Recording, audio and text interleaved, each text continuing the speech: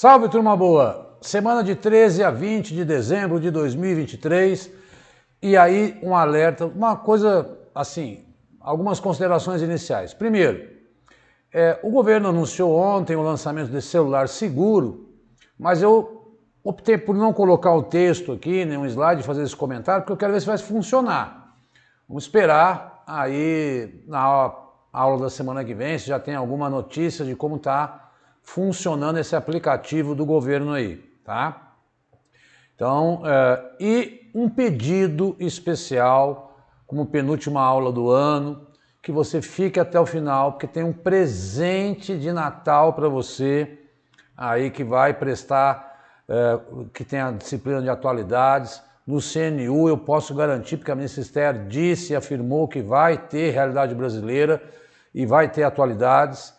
Então, são mais de 6 mil vagas. Eu também pretendo prestar esse concurso. Aula muito importante essa de hoje. Peço que você aperte o sininho, dê um like, faça um comentário, divulgue o nosso trabalho, divulgue os nossos livros. A gente precisa disso para dar sequência no ano que vem. Seguir a gente no YouTube. Eu prometo gravar aulas com resoluções de questões no ano que vem. Seguir a gente no Instagram, que eu também estou com um projeto de lançar a notícia da semana. Enfim, são ideias que a gente vai elaborando para sempre inovar e estabelecer esse contato maior com vocês. E como é que a gente faz isso? A gente faz isso sempre por aqui, né? Pelos meios de contato, pelo WhatsApp. Hoje eu vendi uma menina que está prestando um concurso 9 livros. Eu fiz um baita desconto para ela, né? Enfim, foi um presente de Natal. Ela queria comprar 8, né, que são os 8 volumes de 2023, e eu dei mais um para ela, que vai cair 2022 também na atualidade. Eu tenho livros também sobre 2022, e tudo pelo WhatsApp, tá? Então, conversa comigo que eu faço um desconto, esse é o grande presente, e eu terminei o último livro desse ano, tá?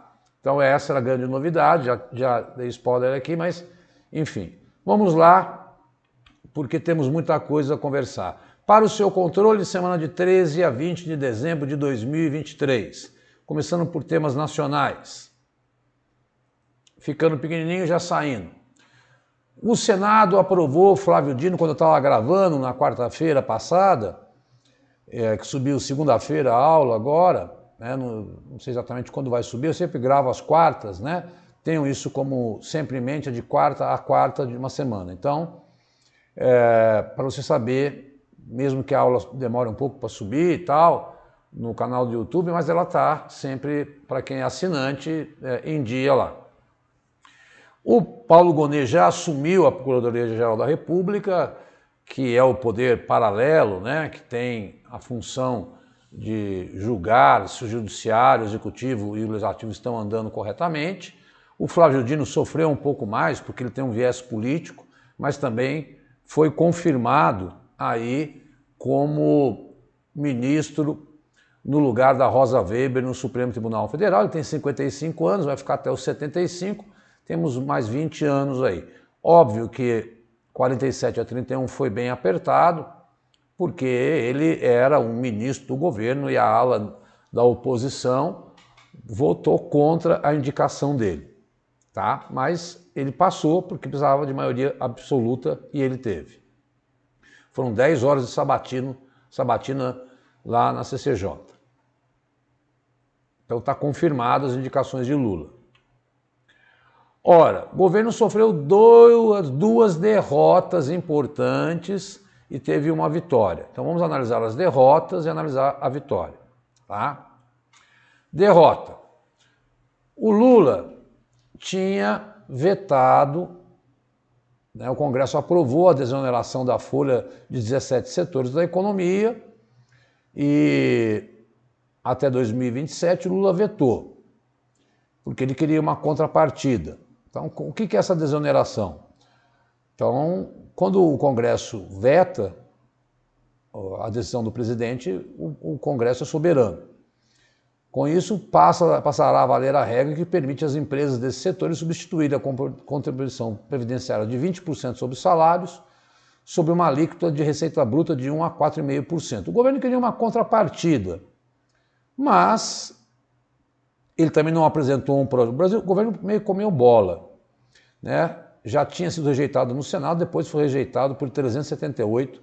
Obviamente que essas empresas são muito poderosas, são da construção civil, elas têm muita ligação com os deputados do Centrão e que qualquer coisa que prejudicasse essas empresas, elas iam se mobilizar. E aí, então, continua a desoneração, mas eu também não sei se o Lula falou assim, vou perder aqui para ganhar ali. Ele queria ganhar na reforma tributária, né, que era mais decisiva para o governo. A outra derrota, eu não numerei as notícias, mas não tem problema.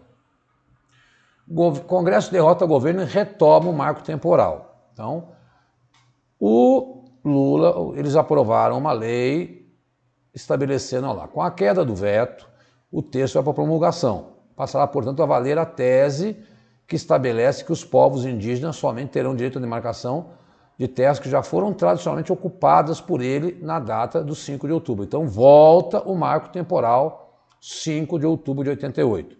Diogo, mas o STF não tinha votado contra? Tinha, mas era uma lei anterior. O Congresso votou uma nova lei fazendo valer esse marco temporal. O que você acha que vai acontecer? Na prática, eu acho que isso é uma grande novela de décadas que o STF deve ser provocado novamente, e em sendo provocado, o STF pode ou não entender que isso é inconstitucional e derrubar essa nova lei que foi contra o desejo do governo. Então, eles já fizeram uma lei, o Lula vetou e eles derrubaram o veto. Agora, qual é a próxima etapa? A lei passa a valer o marco temporal. Então, aqueles 200 processos de índios que queriam rever novas terras que foram ocupadas, estão parados. Se o Supremo for provocado e novamente derrubar, aí passa a valer a vontade do Supremo, que considerou essa lei inconstitucional. Aí o Congresso vai lá e faz uma nova lei e fica essa ladainha. Ora, o certo é sentar à mesa, conversar, porque óbvio que a bancada ruralista é muito forte e isso envolve, é lógico, também eu entendo o lado deles, se as famílias estão lá em terras indígenas há 100 anos, porque lá atrás eu já expliquei isso, por isso é importante assistir aulas anteriores. Olha, um alerta, não é porque é final de ano que não tem notícia importante. Essa ideia é meio da cultura brasileira. Óbvio que o recesso judiciário, do executivo e do legislativo nos deixa carente de notícias oficiais. Todavia, o mundo não para e as notícias não param. E as bancas adoram pegar vocês nessas armadilhas, porque você entrou naquele relaxamento natural. Na Europa não é assim, nos Estados Unidos não é assim. Eu acompanho muito futebol, tem jogo no dia 24, tem jogo no dia 1º, né? Eles não param. Eu até entendo que as pessoas queiram ficar com as famílias, que é a única época do ano que isso é possível, mas não deixa de se dedicar 1 horinha, 2 horinhas por dia para quem está se preparando, porque perder o ritmo 10 dias para retomar é muito complicado, pessoal. Vai por mim, eu tenho essa experiência vivida quando eu estudei francês, né? Então, bancada ruralista volta o marco temporal, as terras que eram ocupadas a 5 de outubro são dos índios. Isso foi uma derrota do governo. Mas veio a vitória histórica, que até saiu hoje, aí a manchete de que foi promulgado a reforma tributária. Agora, veja uma coisa, essa reforma tributária será implementada durante 10 anos, eles vão fazendo a transição e tal. Todas as leis, quando são aprovadas, sancionadas, elas têm que ser regulamentadas, tem um prazo de 120 dias e tal. E como tem 10 anos para implementar essa lei, eles aprovaram um texto geral. É um marco histórico? É um marco histórico, porque faz 30 anos que eles estão discutindo essa guerra, isso já caiu, aquela coisa dos estados, um oferecer imposto menor, outros maiores, tal. Acabou a guerra fiscal, né? E eles simplificaram. E é o imposto sobre o consumo, não é imposto sobre a renda. Então vai ser no destino final, você vai pagar na hora que você consumir. Muitos, não se sabe qual vai ser essa alíquota. O CBS, que eu já expliquei na aula tem uma aula que eu gravei sobre, você clicar em vídeos aí você vai ver a reforma tributária, será o imposto de competência federal, são 3 impostos, e o ICMS e o ISS são de competência dos estados e municípios, vai chamar IBS. Agora, qual vai ser a alíquota? Vai regulamentar. Qual parte vai ficar com a União, qual parte vai ficar com o município, qual parte vai ficar com o estado, né? Aprovaram a cesta básica e o cashback, que é uma cesta básica isenta de tributos, né? Tomara que isso barateie óleo, arroz, feijão, leite, carne, né? E o retorno para quem pagou imposto sobre outros produtos, retornar. Também aprovaram o imposto do pecado, mas também não se sabe qual vai ser a alíquota, sobre bebidas alcoólicas e cigarros. Tá? Esses são os principais pontos da reforma tributária. É enorme, mas aqui não é uma aula de economia. Tributação sobre renda de patrimônio. O texto também mantém as alterações propostas na Câmara a respeito da cobrança de imposto sobre renda de patrimônio. IPVA para jatinho e iate lancha, né? Eles não pagam tributos, não é justo, né?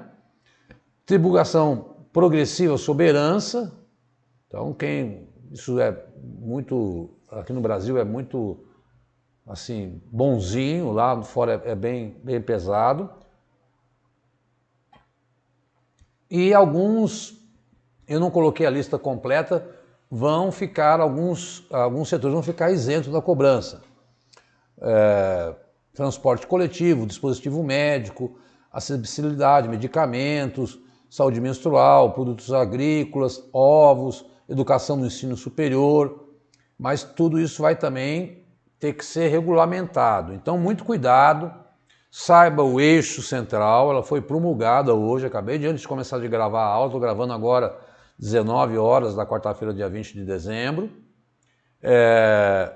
Vai aos poucos, e aí quando for regulamentando qual vai ser a alíquota, tal, eu trago aqui para vocês. Então, 2 derrotas e uma vitória histórica para o Brasil aí sobre a reforma tributária. Essa notícia é de hoje, tá? Acabei de pegá-la hoje. Quase 5% das crianças e adolescentes do país estão em situação de trabalho infantil, essa é a pesquisa do IBGE. Então o Brasil tem quase 2 milhões de crianças em situação de trabalho infantil. 5% dos jovens entre 5 e 17 anos. Mas lá embaixo, tem lá, a OIT define trabalho infantil aquele que é perigoso e prejudicial para a criança, adolescente e que interfere na escolarização. Nós sabemos que o abandono escolar é enorme. E aí, quando vai ficando mais velho, olha na última linha, adolescentes de 16 e 17 anos, 16% deles estão em trabalho infantil. Ora, o que isso significa na prática? O abandono escolar. Eu defendo a escola integral. Escola para que o menino possa aí ter uma formação e não precise trabalhar aos 16 e 17, abandonando a escola e não se qualificando e depois não conseguindo emprego lá na frente. E essa pesquisa é estarrecedora para a gente aí, saiu hoje, o IBGE publicou hoje, tá? Isto é muita munição, porque vai ter redação no CNU. Eu acho que os dados que eu revelei na aula passada sobre o PISA tal, são fundamentais também para você fazer uma análise do que vai ser a chamada realidade brasileira que o CNU vai cobrar, que eu chamo o Enem dos concursos. Vamos lá para as rápidas. STF estabelece prazo para o Congresso regulamentar a licença paternidade. Então tem 18 meses para a lei, né? Então hoje acho que são 5 dias e 120 para mulheres, estão querendo aumentar esse prazo para os homens. Depende muito da empresa, está meio sem uma regulamentação. Cada empresa dá uma licença conforme ela entende. E o STF entendeu que é preciso padronizar. O Enem dos concursos tem novo calendário, prova deve acontecer 5 de maio e o edital está previsto para 10 de janeiro. Então não dá para brincar, inclusive porque essa disciplina aqui é uma das que já foi anunciada pela ministra que vai cair. Meu Deus, 6 em cada 10 médicas já sofreram assédio sexual ou moral no Brasil, revela levantamento inédito. É a situação da mulher, independente se ela é de formação superior. Se é a médica, que é uma das carreiras como professor devem ser respeitadas por, né? Eu digo que o professor forma todas as outras carreiras, né? E agora médico também que salva a vida. O maior leilão de transmissão de energia já realizado no Brasil, que é leilão sobre aquelas linhas transmissoras, foi vencida por uma chinesa que vai pagar 18 bilhões aí nessa linha de transmissão. Tá? Na verdade, a ideia é trazer energia eólica do Nordeste para o Sudeste e não depender tanto do regime hidráulico. Notícia que eu tenho contado em várias aulas, eu resolvi colocar como manchete rápida, porque é uma tendência. O Copom cortou a taxa Selic, mais uma vez. A reforma tributária fez elevar, a Standard & Poor's elevou aí o status do Brasil de risco, né, de investimento para BB, que é uma taxa que a gente está saindo daquela curva de descendência e estagnação, estamos voltando a subir como um país confiável para investimento, coisa que a Argentina não é, por exemplo. E com a aprovação da taxa da reforma tributária, inflação controlada, cortamos mais 0,5% dos juros. Ainda é um juros dos maiores do mundo. O mundo trabalha com juros na fase de 5%, mas é o remédio para conter a inflação. Todavia, impacta na produção, você sabe disso. Infelizmente, perdemos Carlos Lyra, né? um dos fundadores da Bossa Nova e um dos últimos grandes ícones desse movimento musical da cultura brasileira. Não foi dito o motivo da calma, estava com 90 anos, mas tá aí algumas coisas mais lindas, minha namorada, grande parceiro de Tom Jobim e Vinícius de Moraes. Por ser um ícone, eu achei por bem colocar aqui essa informação. Egito, que é uma ditadura semelhante àquela que nós conhecemos na China, na Venezuela ou na história da América Latina, o Al-Sisi, que é um ditador. O Egito é um país islâmico muito importante, foi eleito por um terceiro mandato de 6 anos. O terceiro mandato dele com 89. Imagina, um cara ser eleito com 90%, é que nem aquele plebiscito lá da Venezuela. Hamas divulga vídeo de reféns. Isso foi uma coisa asquerosa que o Hamas fez. 3 idosos, barbas longas, magros, abatidos, tentando chocar o mundo, porque realmente o cenário da faixa de Gaza é um cenário desastroso. Hoje eu vi uma notícia de que o chefe do Hamas foi para o Egito tentar negociar um cessar-fogo. O Conselho de Segurança ia votar uma resolução, mas não vota, porque os Estados Unidos vai vetar e tem o poder de veto, então a coisa continua aí, né? Solta um pouquinho, alguns brasileiros saíram pela segunda vez, tal, mas o bombardeio, são 200 bombardeios diários, 100 palestinos morrendo. O FMI lançou a lista das 20 maiores economias do mundo, eu coloquei aqui só as 10, e aí o Brasil saltou 2 posições, é a 9ª economia do mundo, passando o Canadá. Por pouquinho, mas passou. Mas aí quando você compara o Brasil com os Estados Unidos tem 13 vezes aí, 13, deixa eu ver, 13 vezes o tamanho do Brasil, a China aí 8 vezes maior que o Brasil, né? E o Brasil já foi maior que a China. Mas somos a 9ª economia do mundo. Eu gosto mais do índice Gini, que mede a desigualdade social. Você pega um país como a Índia, que tem um regime de castas, está como a 5ª economia do mundo. Quando você vai olhar para a realidade da população, esses números são os números do PIB, não quer dizer a realidade social. Olha aí, o Trump no Colorado se tornou inelegível. Isso ainda vai chegar à Suprema Corte, mas ele não pode nem concorrer às primárias. Se essa onda pega, isso pode impactar nas eleições de novembro de 2024 nos Estados Unidos. O Colorado é um estado de maioria democrata, o Biden vencia lá, mas vai saber se outros estados não seguem, e ele tornou-se inelegível pelos ataques lá ao Capitólio. O que está acontecendo no Mar Vermelho? O Mar Vermelho é por onde passa 10% do comércio mundial, especialmente de petróleo.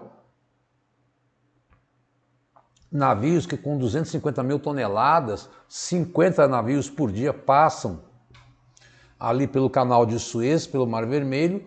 Os Houthis do Iêmen, que são aliados do Irã e do Hamas, estão bombardeando os navios que estão desviando as rotas. E aí tem que passar pelo Cabo da Boa Esperança, aí aula de geografia, contornar toda a África para chegar até o Ocidente. Quando você sai do Oriente e passa pelo canal de Suez, você corta 9.000 quilômetros de navegação. E aí os Estados Unidos anunciaram que vão fazer uma força-tarefa militar para impedir esses Houthis de atacarem os navios como retaliação a Israel. Agora é uma loucura, porque às vezes não tem nada a ver, né? Um navio que sai com petróleo do Catar ser atacado, porque se o Catar está negociando a paz, né? E para encerrar as rápidas e partir para as internacionais, uma notícia boa. Finalmente a seca acabou lá no Rio Negro, em Manaus. O rio já não está à sua normalidade, mas já está navegável.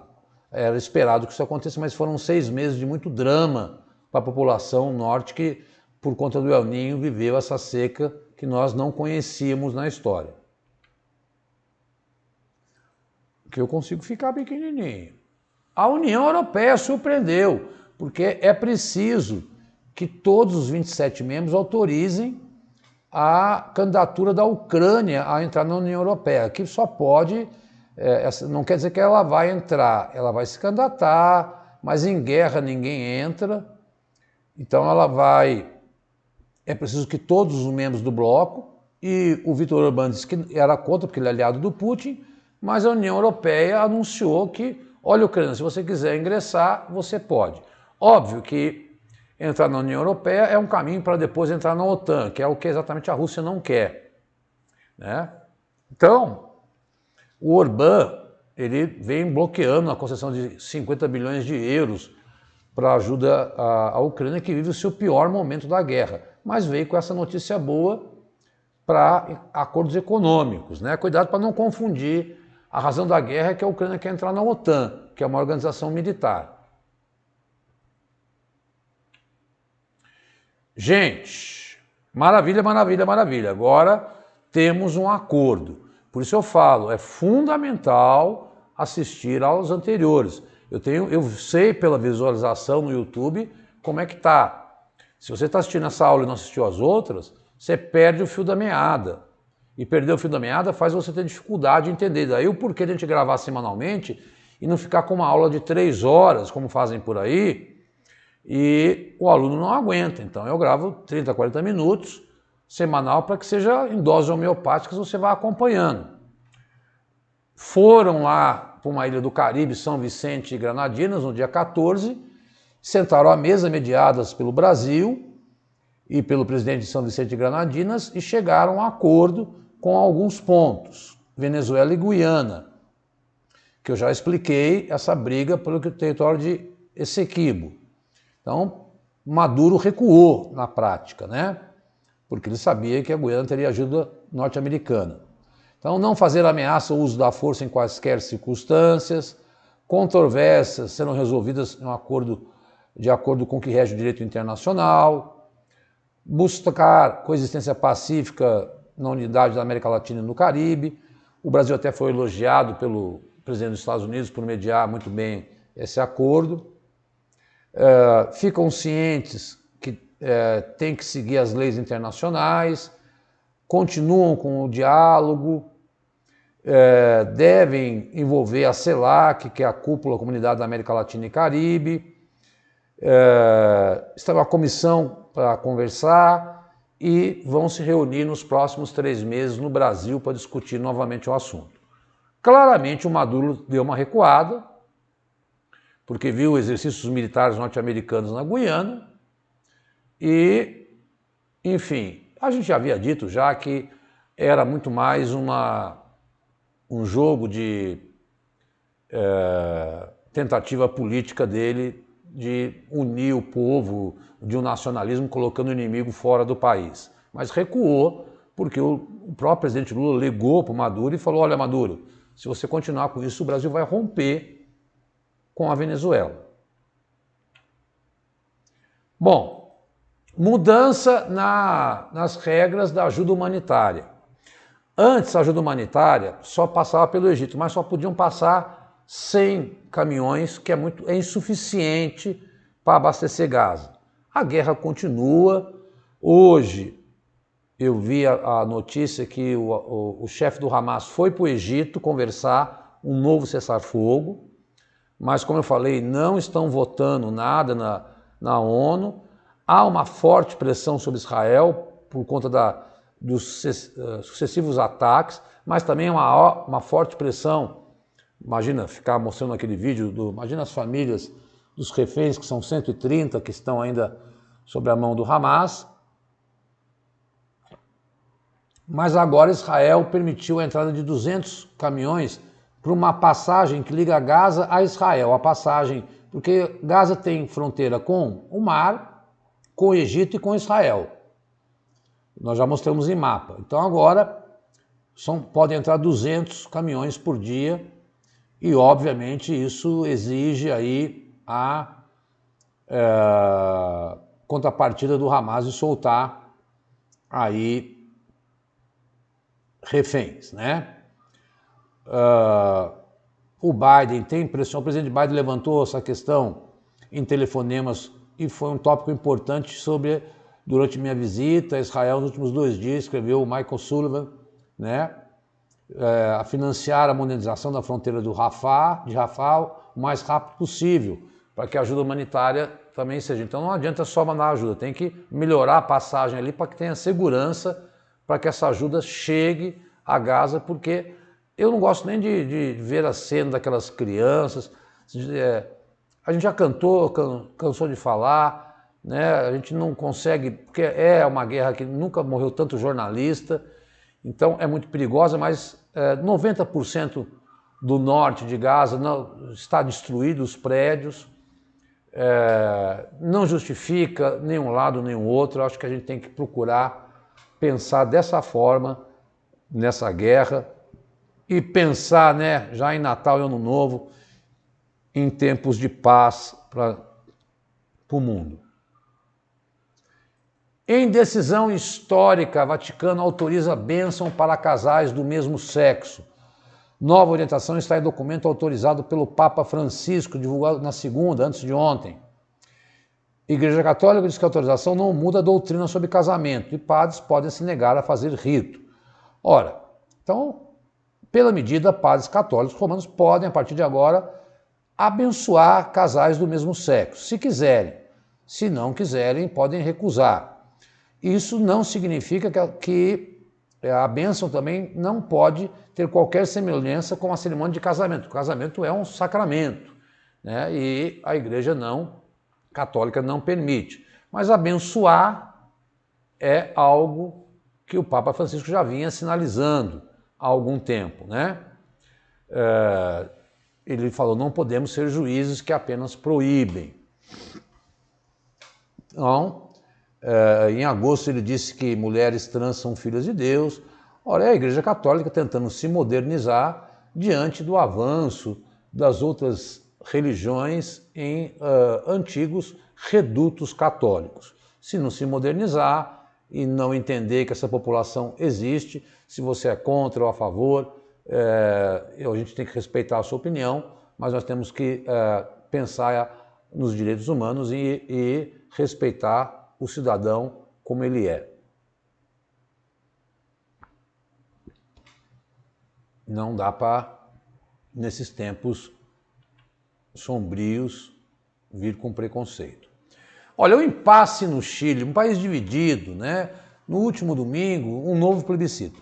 Ocorre que já havia acontecido um plebiscito anterior, em 2022, que falava sobre uma nova Constituição para o Chile. Uma Constituição que foi vista pela população como de esquerda, que dava muitos poderes aos povos originários. Eles recusaram. Aí foi eleita uma comissão para escrever uma nova Constituição e ela é extremamente conservadora. Resultado, por 55 a 44, rejeitaram a Constituição conservadora. Ora, então não passa uma Constituição de esquerda, não passa uma Constituição de direita, e o país fica com uma Constituição antiga que impacta sobre dois grandes setores. O grande problema começou em 2019, quando queriam aumentar as tarifas, mas é um problema estrutural. Qual é o problema estrutural do Chile, Diogo? O ensino superior é privado no Chile, né? E os jovens estão todos endividados que não conseguem pagar, porque não conseguem primeiro emprego, como toda história que você conhece, né? E a aposentadoria é irrisória. Então, os jovens e os idosos, as duas pontas, estão sofrendo muito. É herança dessa Constituição. O que o Gabriel Boric falou? Olha, nesse impasse o país não pode ficar. Então, como vão fazer?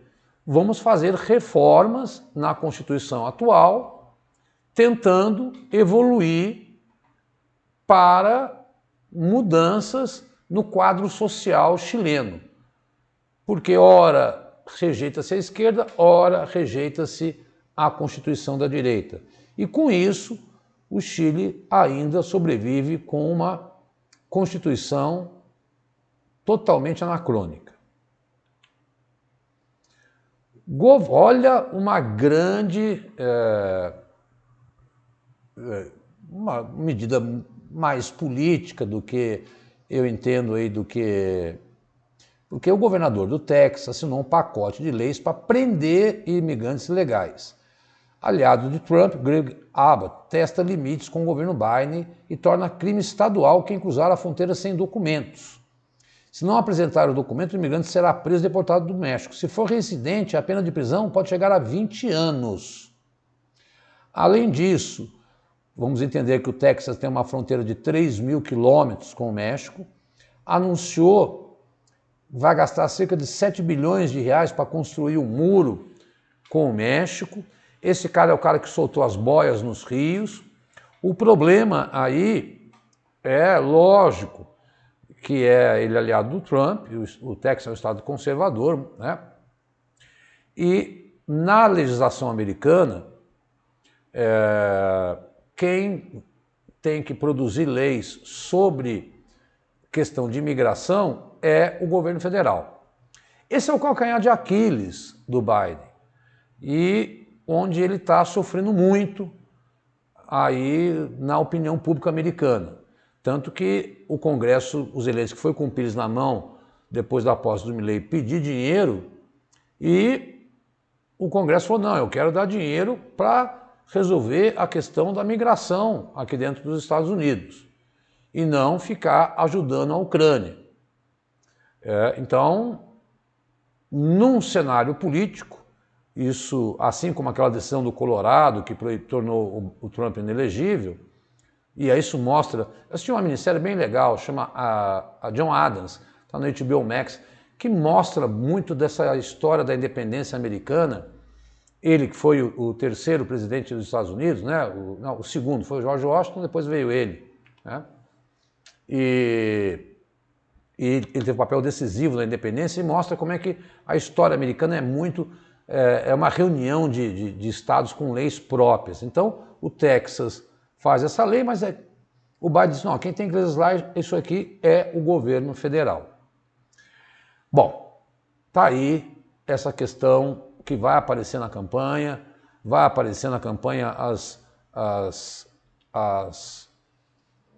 abriram até um processo de impeachment, mas não deve ir adiante contra o Biden, porque o Senado é de maioria democrática e do Partido Democrata, então não acredito que vá adiante. Não sei se essa é a última, essa é a última. Pessoal, essa é a grande surpresa que eu queria anunciar. Eu concluí um ciclo, fica aí que você vai ouvir. Um ciclo de 4 livros que tratam aí do segundo semestre de 2023. O livro 13, o 14 e o 15 Ali está o período em que cada livro aborda 50 de Brasil e 50 de mundo. São verdadeiras apostilas de atualidades, tá? Que eu acho que eu bolo a questão. Muitas vezes o comentário que é o responsável pela questão. Às vezes a pergunta é bolada, mas está no comentário pelo assunto. E eu terminei no dia 15, né, porque eu gravei no dia 13, na sexta-feira eu terminei com 120 questões. Como eu estendi por 2 meses, eu abordo temas de 15 de outubro a 15 de dezembro.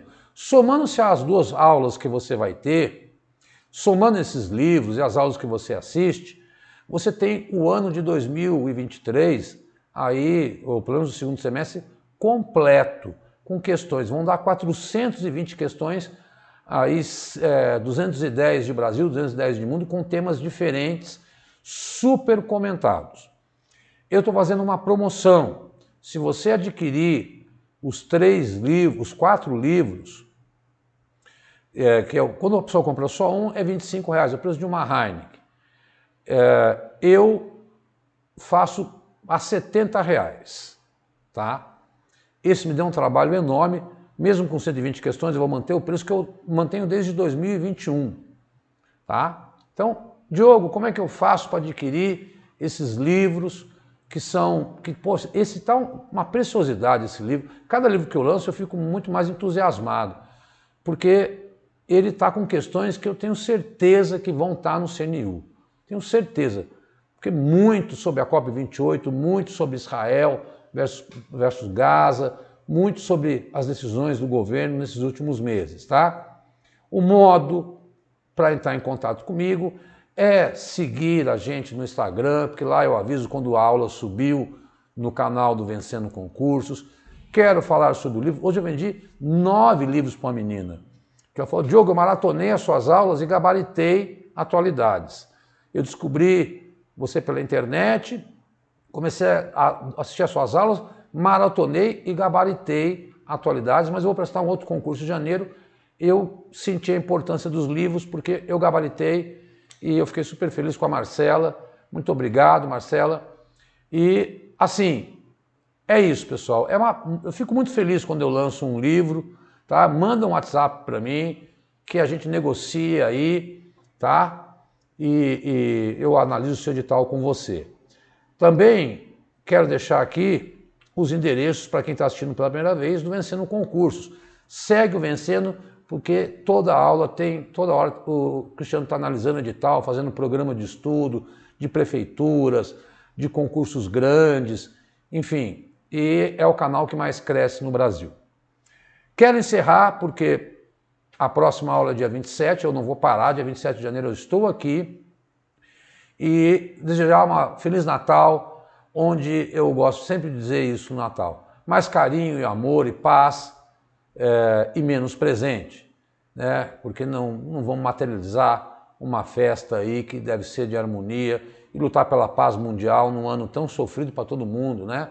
Especialmente para a população, para as minorias, para os vulneráveis, para as mulheres, para as crianças, e essa violência de rua, ter que fazer um celular seguro aí, porque ninguém consegue andar mais com o celular. Eu não saio mais com o celular de noite, né? Então, Feliz Natal para você, muito obrigado. Manda o WhatsApp, conheça os livros. Se você quiser conhecer um exemplar, eu dou um exemplar antigo para você conhecer o trabalho, mas é de suma importância para a sua preparação. Assistir às aulas, assinar para ter o PDF em mãos e ter o treino em atualidades, porque é muito concurso abrindo. Você vai ver o que vai ser 2024. Me aguarde. Forte abraço, muito obrigado. Até dia 27. Lá eu desejo um ano novo para você. Feliz da vida por ter terminado mais esse trabalho aí. Obrigado, viu, pessoal, pelo carinho aí. Deixa um comentário e boas festas. Tchau, tchau.